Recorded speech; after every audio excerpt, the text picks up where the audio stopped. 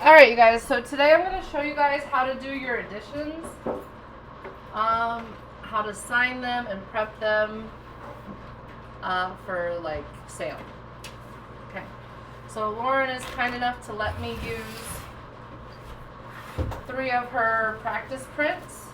Okay, so the first thing is, before we even begin like signing and all of that, you want to make sure that you have 3 good prints that are consistent and that are perfectly. The idea behind printmaking is that you should get really excited about having perfect prints. You become the machine. Your process is exactly the same every time, so that you get identical prints every time. So you can see here that one of these is not like the others. But I would say, obviously, she's letting me use her practice ones. That, you know, there's not good clean printing in areas on all 3 of them. This is probably the best of the 3. This is probably the worst of the 3, and this one's somewhere in the middle. So if you have inconsistent prints, you need to print more. Is everybody feeling me? One of the biggest mistakes that I see kids do is they overload the brayer, the roller, and then they put too much ink on their plate. Once you get ink inside of all of the little grooves where it's not supposed to be because you put too much ink on there, every single print is going to be sloppy and messy. Does that make, how many of you guys experienced that when you were printing? Sometimes the best thing you can do is wash it and then let it dry and then restart the next day. We don't have rags in here, so we're air dry it. You know what I'm saying? So if you are looking at your 3 today and you're like, shoot, this is not. So when I'm grading you, I'm looking at the consistency of the print. I'm looking at, is it straight? I'm looking at, is, you know, the border the same on both sides of the paper? Is it lined up? Is it consistent? I'm looking at how dark is the actual print job? How consistent are all the lines in your print? Those are the kinds of things that I'm looking for as your art teacher.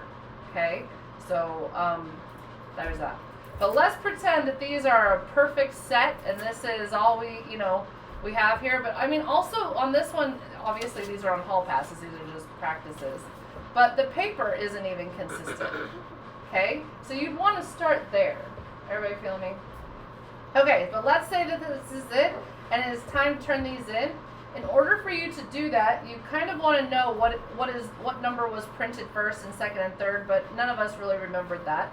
But what you're going to do is you're going to do a fraction for the print number, the edition number. So let's say this is 1 of 3 because there are 3. This would be 2 of 3 because there are 3. And this would be 3 of 3. The rule is you do not want to go outside of the border, the edges of this print. It needs to be directly below, and it needs to be done in pencil. And so how big I'm writing is based on how big I think I'm going to have space for all the things that need to go inside of here. So the first thing is the edition number. 1 of 3, 2 of 3, 3 of 3. And if your print is of 3, technically speaking, you're not allowed to do any more prints. You've got to destroy the plate and be done with it. Am I going to make you guys do that? No. Do all artists do that? No. Some people actually sell the plate itself. It's part of the art making process. Okay? But the idea is once you do your edition or your prints, that it's done. Okay? But you could do other prints with it. For example, if you were going to add in a second stamp or a second print, another plate that you were going to make go with it, then that would be technically a new print. That makes sense. Or you could use it and do it in different colors or whatever. But the more printing you do, the less valuable it is. So the second thing that's going to go right in the middle, now this is going to be difficult because this is such a skinny little print, okay? But let's say we have a title.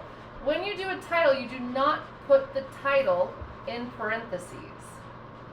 Don't do it, okay? This is actually the title of your piece, and the position of where it's at tells us that that's the title. This isn't a paper, this is a piece of art, okay? So let's say we're going to call this dog O.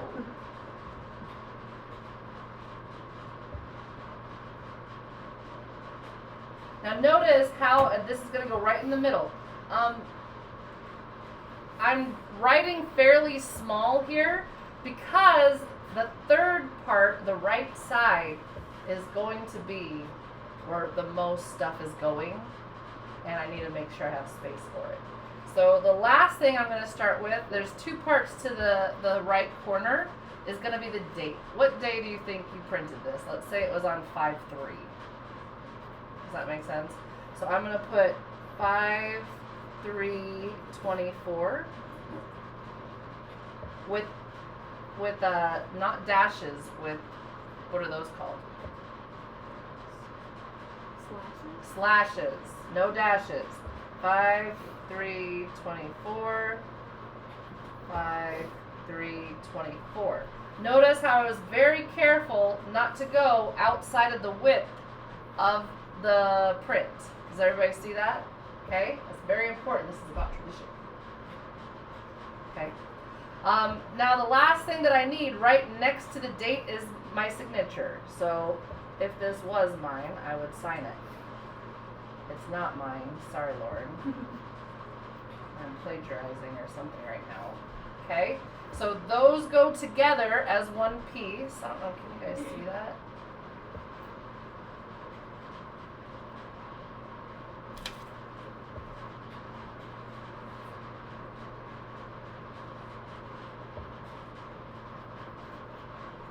Okay, so 1 out of 3, Doggo, L. Smith, and 5/3/24. Does that make sense to everybody? I'll put it up on the board so that you have a memory. But it's really important that this is lined up on the outsides and that there is a gap between those things. You do not want it, so see the gap between the edition number and the title, the gap between the title and the signature? Everybody feeling that? And the signature, or the title, is supposed to be right in the middle. So oftentimes the gap on the right side is smaller, just because of how you're putting more information on the far right. Okay? Now, we have one more thing to talk about before I let you all go and do all of this, and that is time. We have to do some math right here together. Are you guys ready? Think of this as an exploration of your mathly skills. There are 1, 2, 3, 4, 5, 6, 7, 8, 9, 10, 11, 12, 13. I think there's like 15 of you. What do you guys think? 15. Let's say each of you take 10 minutes on your presentation. That's 150 minutes, right? Did I do that right? Yeah. We have 80-minute classes. How many times is 8? It goes 2. So we need 2 classes for all of us to go. Okay? So that is going to be the 21st and the 23rd. Everybody feeling me? Yes. Okay, so that's all of next week is going to be our presentations. As soon as I'm done talking, I'm going to come around and I'm going to have everybody draw numbers, and that's the order that you're going to go in. Okay? So for the presentations, I put on Schoology a way to turn it in. I don't actually need that. I'm going to be sitting in the back grading you in the moment. I have a rubric for it, and I'll give you guys an example of the rubric today so you know how you're going to be graded in the moment. I'm looking for professionalism. I'm looking for good speaking. I'm looking for confidence. I'm looking for beautiful and well-organized slides. All the things that we kind of talked about when I gave it to you guys initially. But that leaves us with 3 classes this week. Okay? So the first priority, number 1, is going to be your 3-print edition. Okay? Priority number 2 is going to be your journals, because your entire journal is due on May 17th. It takes me, I have probably 150 kids in art classes, and all of them have 3 pages to grade. It takes me a long time to grade those. And it has to be graded before journal day, which is going to be finals day. We're going to take the first half of journal day, of the final day, and we're going to do journals, and then we're going to clean after. Does that make sense? So it'll probably take about 30-40 minutes to look at the journals, and then, so that means that you guys can pick up your journals after, like, on Day on the Purple on the 31st, or you can come in during advisory and pick it up, because I have a senior advisory. I won't have a class in here, or on the end of the day on the 30th. So that's a half day, so you can come in on that 30th. Does that make sense to everybody? Because I'll need your journals for journal pool. Those of you that don't know what journal pool is, it's where we take all of the journals that kids want to showcase their artwork, and I divvy them up on each table, and every class, all of my art classes get to look at all of the journals. And so you get to see all of the freshman journals and all of the sophomore journals and all of your journals. It's very exciting. And the most exciting part about it is that I give everybody Post-it notes, and they leave you little love notes about what they like inside of your journal, so it's a pretty exciting day. It's very disappointing to me when kids don't want to share their journals because they feel like their art is not as good as other people's. That's a bad man mentality. I get it. I'm private about my art. I don't like to show it off. Like, I don't put it in art shows. One time I got pressured to put mine in an art show, and I did, and I didn't tell anyone it was in there because it makes me sick to my stomach. I get it. But this isn't this is other artists making art. This isn't for the public. This is for us, and it's all about inspiring. And the most inspiring class is this class. Some of y'all, how many of you guys have journal pages from 4 years in high school? Yeah, some of you have 3 years in high school.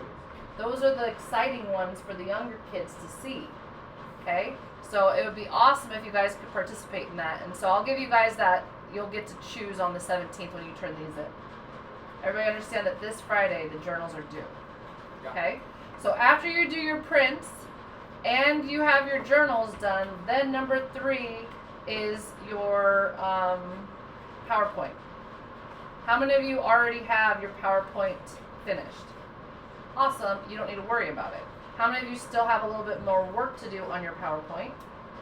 Is there anybody who has not started it? Okay, that's good. So what that means for all of you guys is the reason I put PowerPoint lowest on the priority list is because it's actually not, everything else is due first, but also you can do the PowerPoint at home. Okay, you don't need the printing supplies. You can't do printing at home. Okay? Everybody understand what's going on today? Yeah? Okay, I'm going to leave the 3 things right here if you want to. I'm going to turn off the PowerPoint thing. And I'm going to leave these right here if you want to come and look at them to get an example. You absolutely can. If you need a pencil, make sure you sharpen it really. You guys, you don't want a really dull pencil because if your pencil is dull, the line is going to be thicker. It just is.